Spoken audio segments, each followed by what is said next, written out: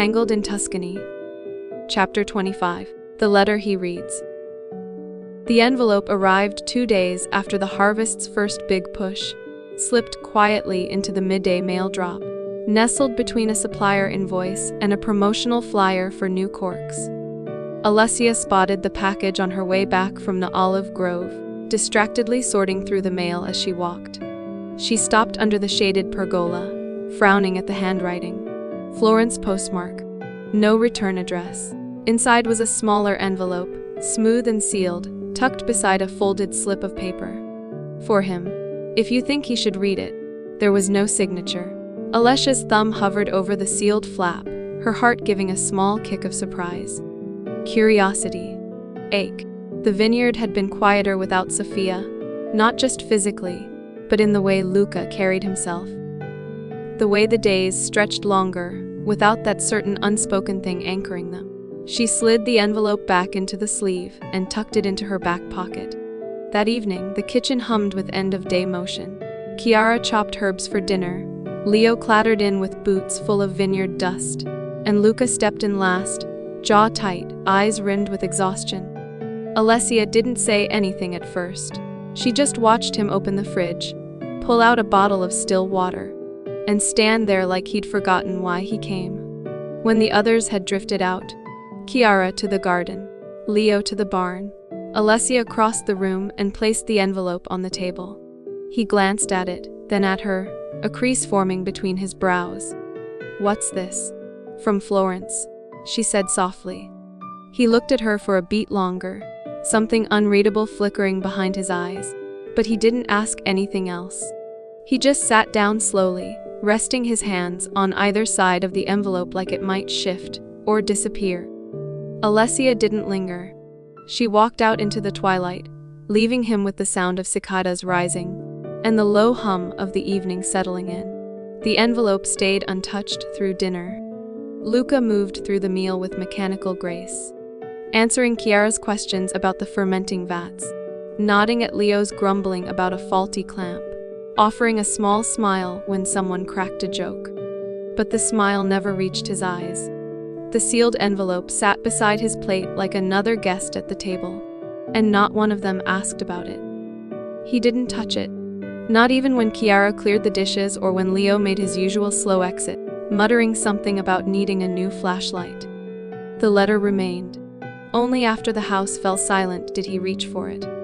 He carried it upstairs, his boots leaving faint prints on the stone steps, and set it beside the photo frame that hadn't moved since the day Sophia left. The picture still felt too bright, too alive, like it belonged to a version of him he hadn't figured out how to be again. The envelope's weight felt strange in his palm. Heavier than paper, lighter than closure. He turned it once, twice, studied the handwriting on the front. She hadn't written his name. Just the note to Alessia. Just enough to leave the rest to chance. He sat down, the old desk chair creaking beneath him, and placed the letter on the wood. He didn't open it right away. He just stared at it, like it might explain things her silence couldn't. The wind picked up outside, rustling the curtains like footsteps in the hall. Familiar, intimate, the kind of sound he used to tune out, until she came and made every silence feel like something sacred. He exhaled. Then, finally, he broke the seal. It began plainly. "I don't know if you'll ever read this." Luca had expected something different, maybe regret, maybe distance. But not this, the voice on the page that sounded exactly like her. Clear, curious, steady. She wrote as if she were speaking into the quiet between them, unafraid of how it might echo back. She wrote about the light first. Of course she did. About how it shifted across the vineyard hills and filtered through the cellar slats like something sacred. How mornings at D'Alessandro began with the clatter of spoons and Chiara's music floating down the hallway. And how her favorite time was just before evening, when the shadows lengthened and his voice, your voice, came low from the terrace, calling someone's name or asking for more barrels. She didn't write his name in the letter. Not once. But she didn't need to. Every line was threaded with him. Her memories curled around moments he had barely known were important. Like the first time, she'd made him laugh by the fig tree. When he'd let down his guard and grinned, crooked and full. She described the curve of his mouth when he wasn't thinking, the way he stood when he was lost in work, how his silence could feel like safety, until it didn't. I didn't really leave, she wrote. Not in my heart. I was gone the moment I stepped on the train, yes. But a part of me is still walking through your vines, still watching the way you move between the barrels like they know your rhythm. The ink in places was darker, as if her hand had hesitated or pressed too hard, but there was no anger in the lines, no blame. I didn't go because I wanted to, the words said next. I went because you didn't ask me to stay. He stopped reading. For a moment, everything stilled. The letter fluttered slightly in his grip, caught in the draft from the open window. The words were heavier than anything he'd carried in weeks, months, maybe years. She hadn't written this to guilt him, or even to invite him back. It wasn't a demand. It wasn't a plea. It was the truth. You never said I was part of this, the letter continued. You never said you wanted me to be. The lines blurred. His breath caught. He folded the paper closed for a second, as if that might help, as if he could take the words back and unread them, undo them. But they lingered. Heavy, honest, exact. He didn't remember walking down to the cellar, only that his feet had moved on instinct, letter in hand, until the cool air wrapped around him like a memory. It was nearly dark below ground, the last of the daylight trailing behind him in a pale shaft of gold through the open hatch above. He moved past the tanks and barrels, toward the back alcove, the corner she used to love for its shadows and silence. There was still a faint imprint of her in the space. A mug she hadn't packed, a sketch she'd never shown him, leaning crooked against the wall, and the scent of something he couldn't name anymore without thinking of her. Basil. Dust soap. Her. He sat on the crate she had once perched on during a blending trial, hands slack in his lap. The letter creased now from how tightly he held it. Her words looped in his mind like a refrain. Not the man who runs the vineyard. The one who looks like he's finally breathing. He pressed the heel of his palm into his eyes. It didn't stop the ache. She had seen him. Not the role he played, not the expectations he carried, but the man beneath it all. The one even he wasn't always sure existed anymore. She had taken that version of him and held it gently in her hands. And he had stood there with silence. He had let her walk away without a single word to anchor her. No promise. No clarity, no reason to hope, because he thought love was about not asking. But her letter told him something else. Told him what he'd been too afraid to say. That belonging doesn't happen by accident. That people don't stay where they feel optional. The cellar echoed with quiet. No machinery, no voices. Just the creak of wood and the pulse of something tender breaking open inside him. She had named the silence between them, and now it roared. He walked the rows the next morning before sunrise, boots damp with dew, the sky still lavender blue.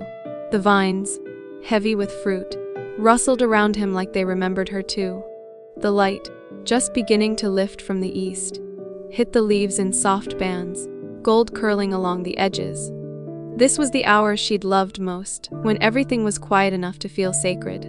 Now, it felt haunted. Everywhere he looked, there she was. The narrow path where she used to kneel for the best angle. The olive trees she swore hummed when the wind passed through. Even the low stone wall, where she'd once sat sketching barrels while he worked nearby. He hadn't noticed it before. But now he could see the imprint she'd left. Like part of her had pressed itself into the vineyard. How had he thought she could be temporary? She had woven herself into the bones of this place. Into him. Slowly, gently, without asking anything in return but presence and truth. He trailed a hand along the wire trellis, then stopped at the edge of a row and rested his fingers on the rim of a wine left out for midday transport. For a second, it was like he saw her again, leaning back on it, camera slung across her shoulder, face half lit with sunlight and dust, laughing at something he'd said without meaning to be funny. Laughing like she saw something good in him. And he'd let her go. He had made her feel like she was passing through. A guest. A temporary chapter. And now he understood. Too late. That the only reason she'd left was because he'd never made it feel like she had a right to stay. She hadn't needed grand gestures. No promises in the rain. No speeches. Just clarity. An invitation. A reason to belong, and he hadn't given it. Her letter had cracked something open that he'd buried too deep. Not because he didn't feel it, but because he'd been raised to believe that love was endurance. That silence was strength. That wanting something too much made you vulnerable. Weak. But now, walking these rows she had once adored, every breath he took tasted of regret. He wanted her back, not just in the way a man wants what he's lost, but in the way a man begins to see, truly, devastatingly see, that what he's lost was never meant to be let go. He found Alessia pruning the rose bushes near the kitchen steps. Sun just beginning to warm the terracotta tiles behind her. She didn't look up when he sat beside her. She simply passed him the pruning shears without a word. He trimmed a blossom in silence. Another. Then finally, voice low. She wrote it in Florence. Alessia didn't flinch. She nodded, eyes still on the stem she was shaping. She mailed it to me, she said. No return address. Just a note. Said I should decide if you read it. I didn't ask her to stay. His throat was tight. I know. More silence. The wind shifted. A few petals drifted to the steps. I thought I was protecting something by saying nothing. He added, quieter now. I thought if I left the door open, she'd walk through it on her own. She was already inside. Luca. Alessia said softly. She just didn't know if she was allowed to stay.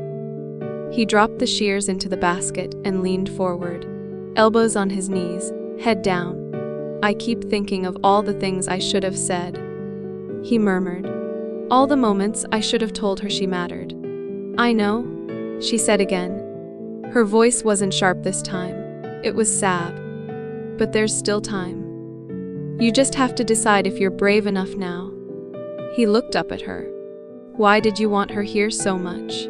Because she made you human again, Alessia said simply.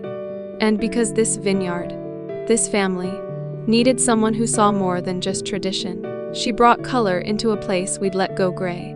Luca stared out at the hills, the ache in his chest no longer hollow, but urgent. Alive. I want her here, he said finally. Not just as a memory. Not just in the photos she left behind. Alessia gave him a long look. Then go tell her. Florence is not too far. And for the first time in weeks, Luca stood up with purpose. Not as the winemaker. Not as the D'Alessandro heir, but as the man who had finally decided to stop letting love walk away.